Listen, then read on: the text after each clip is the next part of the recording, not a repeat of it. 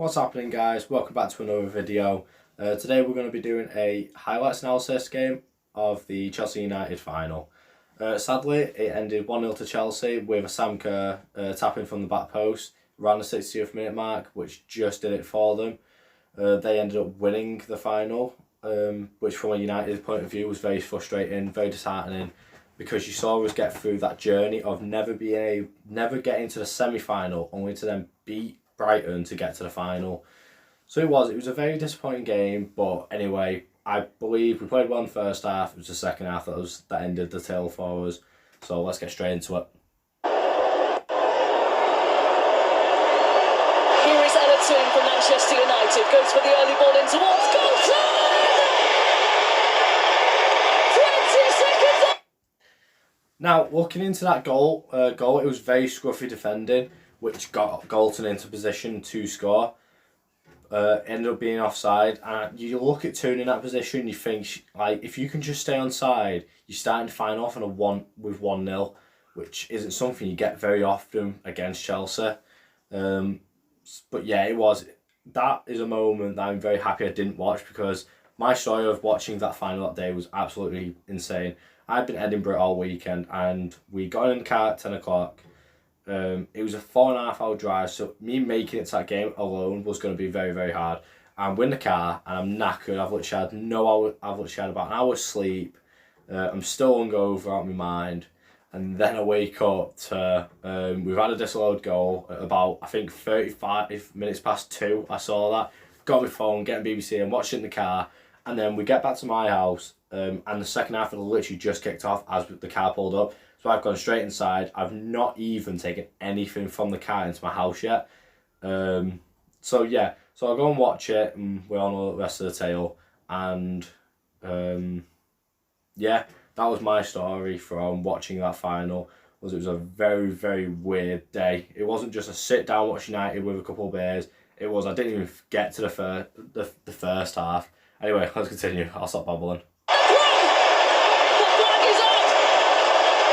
Just see it's been looped around the corner by Alessio Russo to Elatoon. Is offside.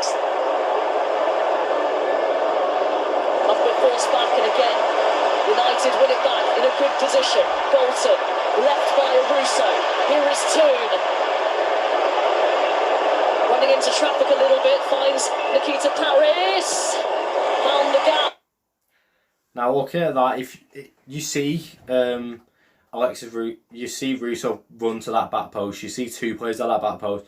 If Toon had just kept going and maybe got into the edge of the 6-yard box just to lob it to the back post, you never know what could happen there. I think her then pulling it back inwards to pass it to Paris, let all the Chelsea defenders get back into position. I think that's what ruined that move, but it was a very good move initially. To put the block in and then to get straight up there. But straight to Berger. Katie Zellum is one of the best with the dead ball in the league. It's an awkward one. Body's flying everywhere. Turner! Berger makes the save. Thankfully, the tape. See, personally, I think Turner could have done a tiny bit better, but I think just the way the goalkeeper reacts to that is absolutely insane. Like, she was on the fucking shit. She was on the ball for that one. But yeah, that was probably one of our best chances of the game, personally. Which is why I said I think the goalkeeper should have got man of the match instead of Sam Kerr. It was a very good challenge, very good save. Son was taken off with the ball with that deflection, but still a great reaction save when catching Berger. Gets away from Millie Turner. Couple of options in the middle. Fleming on the edge. Advantage played by the referee. James gets a head to it and clawed out of the goal by Mary Earps. Just imagine if Lauren James goes and fucking scores against us in a final, fucking right after leaving us 2 seasons ago. Like, that sort of fucking save is what made Mary Earps, that really did get her that goalkeeper of the year for the women's.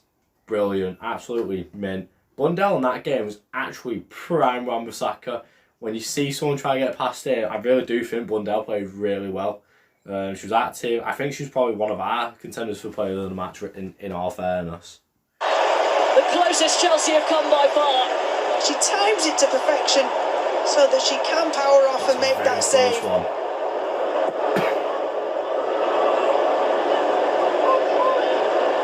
So it's the flip on, and that's an error from Eriksson. Swing and a miss. Harris onto it straight away. Twisting and turning and trying to get away from Lee Charles. That for me is a penalty. She's given it as a free kick, the referee. Anyone that looks at that and says it's not a penalty, I'm pretty sure is as fucking blind as that pianoist. Don't know what his name is, couldn't even give a shit. But you just look at it and it's in the box, plain as day. Like, and Paris played so well for that entire game. I don't know why she got taken off. Like, look at the way she's screaming. Fucking the passion in it. Complete, and it stays a free kick.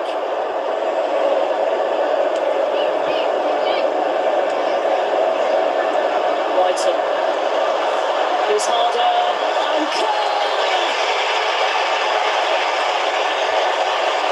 Inevitable! Right, we're just going to look at that picture very, very quickly. Brighton. Here's Harder. Like, look at the position of all of our players there. How has Sam Kerr got so much space at that back post? Everyone has just drifted over to the left, and initially it's actually it's like a shit clearance, followed by Sam Kerr's just been able to run to that back post initially. If a defender deals with that and isn't all out of position, that's the moment we're all looking at now and thinking, shit, that could have been so much different. Oh well.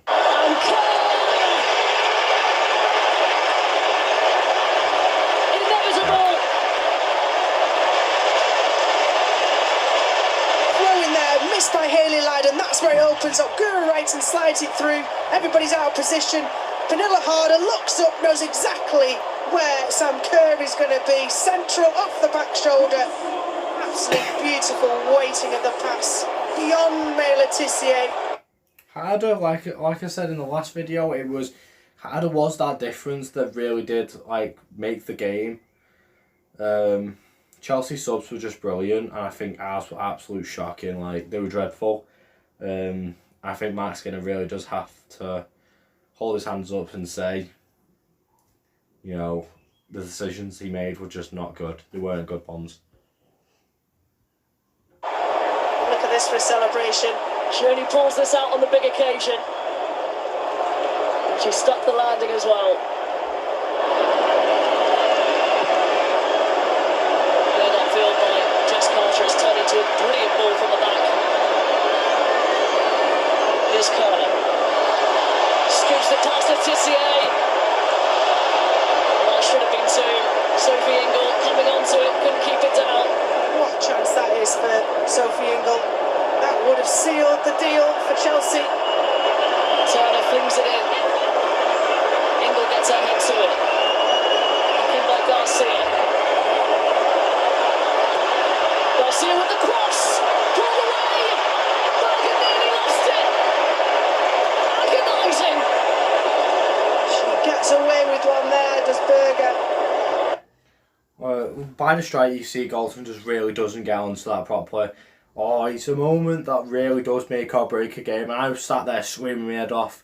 Like, she should just get a better connection. If she does, it goes 1-1 and you go into extra time. But it's absolutely so close for us to get that goal. Like, it didn't show it, but Anna Battel to get past her man, to get that pull back to Russo, then she passes it to Williams and absolutely scuffs it. It was a game of, and it's agonisingly, every single time we play Chelsea, we don't play the best, and eventually you watch it and it does start to just get frustrating because you play so well. You look at the Liverpool game, was our best game we've had all season. We tore Liverpool apart, but we just can't get that cutting edge finish against Chelsea. You look at Arsenal as well, the pullback for Russo's goal and Russo's perfect finish. We couldn't do that this game, and it's what makes or break this game, I think. And that seems like it's the last chance for Manchester United.